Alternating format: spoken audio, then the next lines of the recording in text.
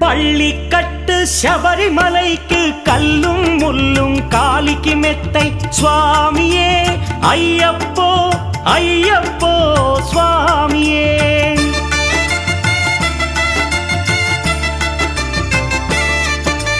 பள்ளிக்கட்டு சபரிமலைக்கு கல்லும் முள்ளும் காலிக்கு மெத்தை சுவாமியே ஐயப்போ ஐயப்போ స్వామియే.